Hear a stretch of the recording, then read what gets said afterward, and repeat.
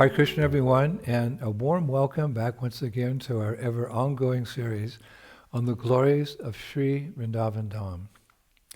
Nama Om Vishnu Padaya Krishna Pashtaya Bhutale Srimati Bhaktivedanta Swaminiti Namane Namaste Saraswati Deve Gauravani Pacharine Nivishesha Shunyavadi Pastaja Deshatarane. All glories to Srila Prabhupada. So we're continuing with our mini-series on stimulation for ecstatic love, and this will be part 138, in which we'll continue our discussions on Radha and Krishna's disguises. So many classes now on disguises. As I was going over some notes this morning in preparation for this lecture, I was thinking that these lectures we're giving about Vrindavan, almost 600 I think by now, are simply meant to gradually decrease our attachment to this world and increase our attachment to that transcendental abode of Vrindavan Dham, which we sometimes describe as the playground of God. Later, I came across the following prayer by Srila Narottam Das Thakur that I feel perfectly describes that mood. He writes in his Prarthana, it's Song 29, O Lord Hari, when will I reside in Vrindavan and behold the beauty of the divine couple, Shri Shri Radha and Krishna? When will I give up the happiness of sleeping on that luxurious bed? And when will I smear my body with the dust of Braj? When will I give up enjoying the 6 palatable foodstuffs? And when will I beg Madhukari, like a bee in Braja, just to maintain my body? When will I wander from forest to forest doing parikrama? And when tired, will I take rest on the banks of the Jamuna? I will cool myself down beneath the shade of Vamsivat and sit in the Kunj with other Vaishnavas. Narottam Das says, when will that day come that I will actually give up everything? Hare Krishna. So today, I would like to share yet another disguised pastime. This pastime, one of my favorite actually, is described by Srila Vishvanath Chakravarti Thakur in his famous book called Sri Prema Samput. So one time Krishna felt like testing Radharani, not in the sense of trying to defeat her, but to see deeper within her heart how much love she has for him. So early one morning, he did a very remarkable thing. This time, he disguised himself as a demi-goddess from the heavenly planets. It's described with the crimson-colored veil over his or her head, and came into the courtyard at Yavat, of course, where Srimati Radharani lives. So when Srimati Radharani saw from the window in her room this very charming young woman, she said to her friend Lalita, "O Saki, Lalita, look, who is this beautiful young woman adorned with astonishing ornaments? Her radiance illuminates the whole courtyard. Our whole palace appears to be decorated with blue sapphires." So Lalita, approaching the girl, asked, "Dear one, who are you? And where have you come from? Is there any special reason you have come here?" But the young girl did not reply. So Lalita asked the same questions again. But as before, the young girl wouldn't reply. Nevertheless, Lalita Saki brought her into Sri Radha's private chambers. And there, Radharani herself asked, seeing her, "O beautiful one, who are you? It seems that you have appeared before us embodying the beauty of the entire world." Embodying the beauty of the entire world. But still this girl did not reply. So Radharani continued, "Shy one, please introduce yourself. There's no reason to be timid or reserved. Please understand that I consider you to be my intimate friend. Has your beloved perhaps abandoned you? Or did you find some fault in his character and therefore you left him?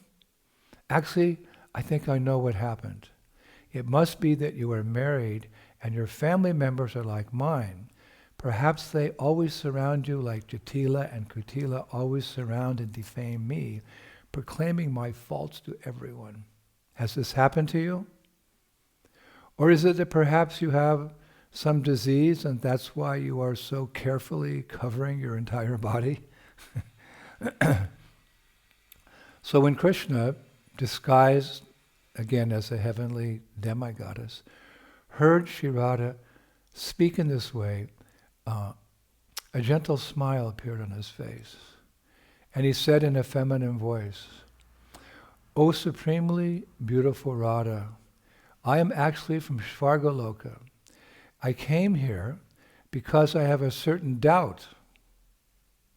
Some time ago, a flute sound penetrated into our higher planetary system, and it had a very powerful effect on everyone living there. So I decided to find out where this flute sound was coming from.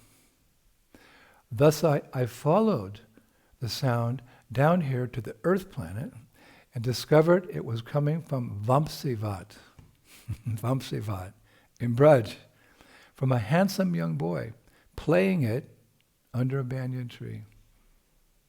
And closely observing for some time, I noticed that although he professes love for you, in fact, he appears to love many young girls. My advice is that you leave him immediately." The important line. My advice is that you leave him immediately. Now remember, Krishna has taken this disguise and is speaking like this to test Sri Radha's love for him. So what happened? So Radharani immediately jumped to Krishna's defense and said, "No, I will never leave him. It is everyone's desire to serve him and love him. But our relationship is unique. My friends have noticed without envy that I am Aradhana, she who pleases him the most. So they happily engage in making arrangements for our pastimes together." So the demigoddess said, "But how can you be absolutely sure of Sri Krishna's special love for you?" So Radharani said, "The reason I am sure is that we are not two persons, but rather we are one soul in two bodies." Now this we know as devotees to be true. Previously we have explained in detail how Srimati Radharani is an expansion of Krishna's pleasure potency, Ladini Shakti. What's more, Chaitanya Charitamrita Adi Leela, chapter 4, verse 56 says, Radha Krishna Eka Atma Dui Deha Dhari Anyonye Vilase Rasa Asvadhana Kari. Quote, Radha and Krishna are one and the same, but they have assumed two bodies. Thus they enjoy each other. Hare Krishna, quite deep. Then Krishna, in the guise of a demigoddess, smiled. And with the perfect plan in mind, he said, whether he is far away or close at hand, if your beloved, simply upon your remembering him, were to immediately appear here, present before you, I would most happily witness it and become confident with the intimate knowledge of your oneness and love. So Vishvanath Chakravarti Thakur writes that, and I'll quote him here, after hearing the demigoddess speak as she did, Sri Radha closed her eyes and fell into a deep trance of meditation on the Lord of her heart. She appeared like a powerful yogini, sitting in a trance of meditation, her senses totally restrained and observing complete silence, like yogini. So taking this opportunity, Krishna, mystically, and without anyone noticing, abandoned his disguise, dress as a demi-goddess, and suddenly embraced Sri Radha, causing her to experience very deep ecstatic symptoms. Then opening her eyes, she saw her most beloved Krishna had arrived. And at that moment, Lalita Saki spoke up saying, she's always protecting Radha, Krishna, what's going on here? What a surprise to see you all of a sudden. But know that only chaste ladies are eligible to enter these inner compartments. The wind god himself is incapable of suddenly and unexpectedly entering here. But we must praise your good fortune, since the respectable lady of the house, Jatila, is not home, nor is that resentful husband, Abhimanyu, here either. The tides of fate are in your favor. I like that one. The tides of fate are in your favor. So Krishna said innocently, but what fault is there on my part? I was simply playing in the courtyard of my father's Goshala when by chance I suddenly became overwhelmed with remembrance of Sri Radhika. Immediately thereafter, it was as though some celestial being brought me here. Celestial being brought me here. And as Sri Radha and all the gopis smiled in appreciation, one girl said, oh, and what has happened to the beautiful demi-goddess who was here amongst us? Everyone was looking around. And what has happened to that beautiful demi-goddess who was here amongst us? The question was posed. But no one could answer that question. And Vishwanath says, and neither were they concerned, as they all enjoyed seeing the divine couple together once again against all odds. Hare Krishna. Now, the final words of Srila Vishvanath Chakravarti Thakur in his Sri Prema Samput are very touching. He writes, in the year 1606, Sakabda, which is the Christian era, 1703, during the month of Falguna, which is February-March, this poem, Sri Prema Samput, became manifest to a certain soul while he was residing on the banks of Sri Radhakund and Sri Shamakund, drinking and being nourished by the sweet nectar of Sri Rupa Goswami's words. Hare Krishna. We owe so much to him as well, in so many different ways. Actually, we're forever indebted to Srila Vishvanath Chakravarti Thakur for all the insights he has given us into Radha and Krishna's loving pastimes in Vrindavan. I was reading, he himself lived in various places throughout Vrindavan in his lifetime. Radhakund, Yavat, Govardhan, etc., as confirmed by various statements he made in his books. But like many preachers of Krishna consciousness, he often came up against opposition during his lifetime. I was studying his biography.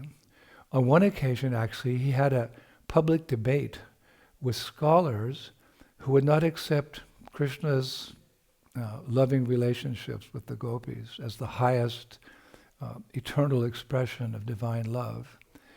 But by quoting from Vaishnava scriptures, most notably Srimad Bhagavatam, he defeated them. It's an interesting debate, but we don't have time now. He defeated them. Unfortunately, upset at being defeated, some of his opponents actually took a vow to kill him. And one day, those evil-minded men, armed with knives, waited for Vishwanath at a place in the forest that he regularly passed by while doing parikrama. But at the time they expected him to pass, instead of Vishvanath Chakravarti Thakur, they saw a charming girl come by, picking flowers. So the defeated scholars, they asked her, Lali, did you see Vishwanath come by this path? She replied, oh yes, I saw him earlier, but he seems to have disappeared.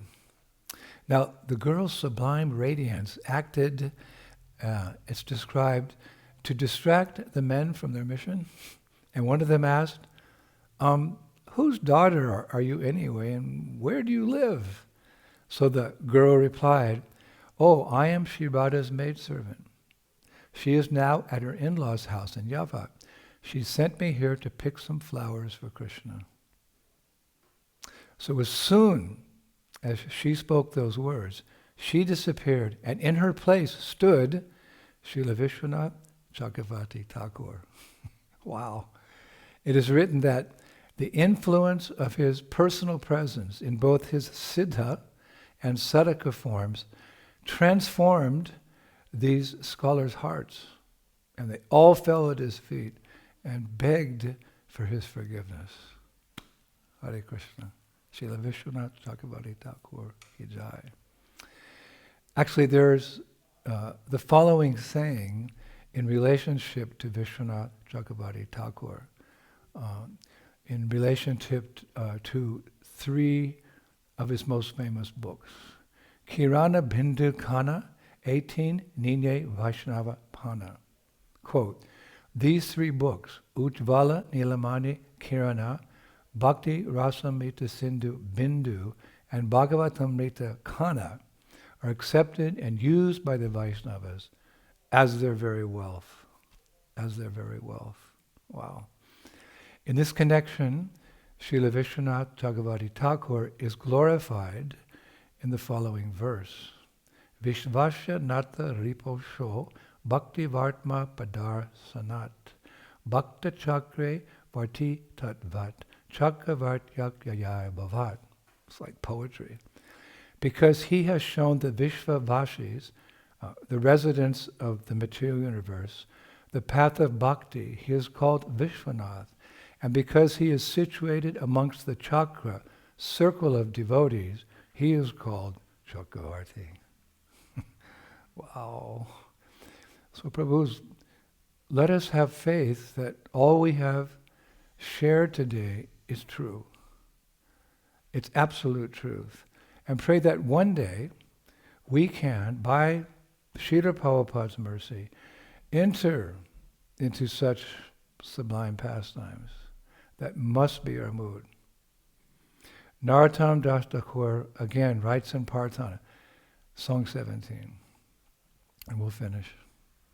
I have heard from the mouths of pure devotees that by the mercy of Srila Rupa Goswami, one can attain the lotus feet of Shri Shri Radha and Krishna. O my Lord Sanatana Goswami and the associates of Lord Gauranga, all of you kindly fulfill my desires. Let the mercy of Sri Rupa Goswami be upon me.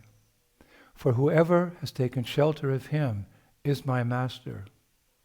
When will Lokanath Goswami, my spiritual master, take me with him and place me at the lotus feet of Sri Rupa? When will it ever happen to me that the dearmost Sakis will chastise their servant, Narottam Das? Hare Krishna. So, we'll be back next Friday with more pastimes on disguises. Again, it's a central theme in Braj Leela, and it's so wonderful to be able to discover all these wonderful pastimes and share them with all of you by the mercy of Srila Prabhupada. Shri Shri Gauranitai ki, Shri Shri Krishna Balaram ki, Shri Shri Radha Shambhusundar ki, Vrindavaneshwari, Shrimati Radharani ki, Mayapur Dham ki, Gaur Nitai ki, Shri Krishna Sankirtan Yagya ki, Nitai Gaur Pimanandi, Jai Jai Sri Sri Radhe Shyam. Thank you.